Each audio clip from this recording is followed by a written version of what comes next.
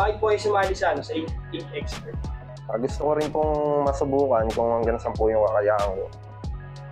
May experience na makatunggali yung mga malulupit na artist. Brian De Los Santos. Mas kilala tayo bilang Bagwis.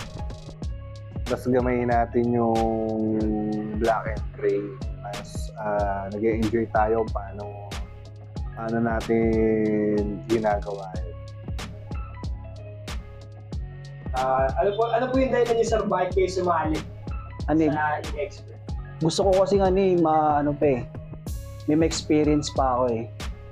Na kung ano yung mas magandang gawin, baka may mas ma-upgrade pa ako sa pagtatattoo ko. Ako nga pala si Darwin L. Sigismundo. Nagaganaping event, mahirap mag-judge pagdating dyan, pero solid supporter tayo. Kahit saan tayo lumapag, smile lang tayo. Hindi natin kailangan pressurein yung sarili natin based on experience na rin sa mga nasalihan ko.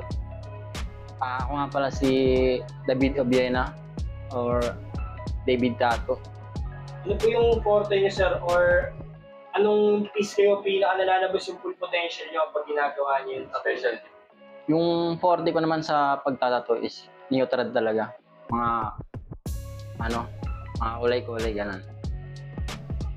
Full name po nila, sir? Jason Oñate. O mas kilala bilang? Jason lang. Kilala ko bilang Jason. Mula 2021, sir, hanggang ngayon, ano yung mga naranasan o na-experience mo bilang tattoo artist? Marami. Tulad ng wala mo na magtitiwala sa'yo sa una, ganyan.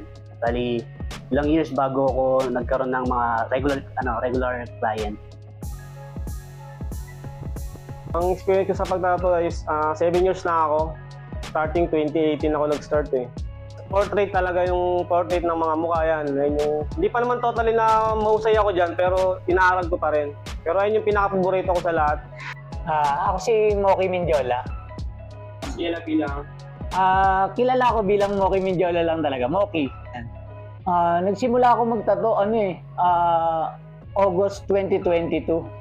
Sa mga style ng tattoo, ang madalas kong ginagawa, black and gray lang eh. Yan, mga ganyan. Pero kaya ko rin naman gumawa ng colored yan.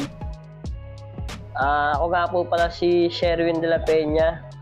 Bali ako ay nagtatato na ng 6 years ng full time.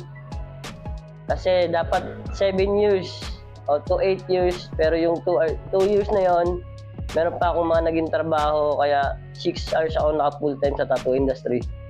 Nakakabigla dahil magagaling yung mga kalaban. Kaya yun, ang ko lang sana, galingan namin lahat. On the next episode. Okay naman yung mga mga kalako. Lahat magagaling.